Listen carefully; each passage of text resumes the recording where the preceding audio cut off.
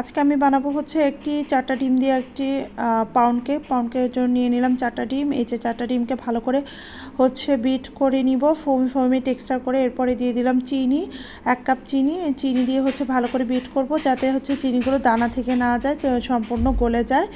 এরপরে আমি হচ্ছে কি 1/3 কাপ করে 4বার ময়দা নিয়ে নিলাম। ময়দাগুলো তারপরে দিয়ে দিলাম হচ্ছে কর্নফ্লাওয়ার হচ্ছে 2 চা চামচ। তারপরে হচ্ছে দিয়ে দিলাম গুঁড়া দুধ হচ্ছে 2 টেবিল স্পুন গুঁড়া দুধ। এরপরে দিয়ে দিলাম বেকিং পাউডার হচ্ছে 1 টিস্পুন। তারপরে হচ্ছে লবণ হচ্ছে 1/2 টিস্পুন। এরপরে আমার হচ্ছে ভ্যানিলা এসেন্স দেওয়া যায়। ভ্যানিলা এসেন্স আমার কাছে আনা ছিল না, তো এই তো সব কিছু একসাথে চেলে নিলাম। তারপরে হচ্ছে কি আমি এগুলোকে আবার ভালো করে বিট করে নিচ্ছি যাতে চিনির কোনো দানা অংশ থেকে না যায়। তো এই তো অল্প অল্প করে হচ্ছে কি আমি শুকনো গুঁড়া মিষ্টি যেগুলো একসাথে করে রেখেছি সেগুলো মিক্স করব। মাঝখানে হচ্ছে আমি তেল দিয়ে নিয়েছিলাম, তেল হচ্ছে দিয়েছিলাম 1 কাপ। তেলগুলো দিয়ে হচ্ছে আমি ভালো করে আপনার মিক্স করতে হবে। মিক্স করে হচ্ছে এই যে 2-3 বার করে শুকনো উপকরণগুলো হচ্ছে বারবার করে দিয়ে আস্তে আস্তে করে হচ্ছে মিক্স করে নিতে হবে।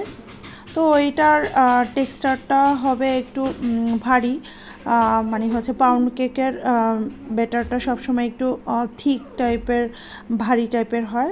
এই তো আমি বারবার করে খুব আস্তে আস্তে করে হচ্ছে কি এগুলাকে হ্যান্ড উইচের মাধ্যমে হচ্ছে কি আমি মিক্স করে নিচ্ছি এবং খুব ভালোভাবে মিক্স করে নিতে হবে যাতে হচ্ছে কি কোনো ময়দা দলা পেকে না থাকে, না হয় হচ্ছে কেকটা প্রপারভাবে হবে না। এই তো আমার মানে বেটারটা প্রায় রেডি। এই তো বেটারটা এরকম হবে। বেটারটা আমি একটা মোল্ডের মধ্যে নিয়ে নিলাম, 4 কোণা একটা মোল্ডের মধ্যে। যেহেতু আমি পাউন্ড কেক 4 কোণা করলে হচ্ছে আমার এটা কাটতে সুবিধা হবে। এই তো আমি আজকে হচ্ছে চুলায় বেক করে দেখাবো। চুলায় বেক করার জন্য আমি হাঁড়িটি ফার্স্টে প্রিহিট করে নিয়েছিলাম। তো এরপরে স্ট্যান্ড দিয়ে হচ্ছে এটা বসিয়ে দিলাম। তো আমি হচ্ছে এখানে কিছু বাদাম দিচ্ছিলাম, কাঠবাদাম, এটা দিতে ভুলে গিয়েছিলাম। তো কাঠবাদামগুলো দিয়ে নিলাম। তো এই তো কাঠবাদাম দিয়ে চুলায় বসানো হয়েছে। এই তো আমার কেকটা হয়ে গেছে, এই তো নামিয়ে নিব। তো আমি হচ্ছে ঢাকনা দিয়েই রেখে দিয়েছিলাম অনেকক্ষণ। তারপর যখন হালকা ঠান্ডা হয়ে গেছে তখন আমি এই যে নামিয়ে নিয়েছি। আমার কেকটা খুব সুন্দর হয়েছে, সাইডের কালার।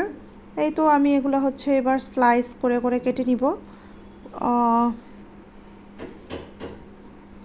স্লাইস করে করে কেটে নিচ্ছি।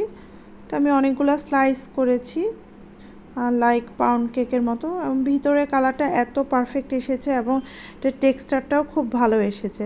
এই তো আপনারা দেখলে, আর খেতেও অনেক টেস্টি হয়েছে, বাচ্চারা অনেক পছন্দ করেছে। তো এই তো আশা করি সবার ভালো লাগবে, আপনারা চাইলে কেউ ট্রাই করতে পারেন।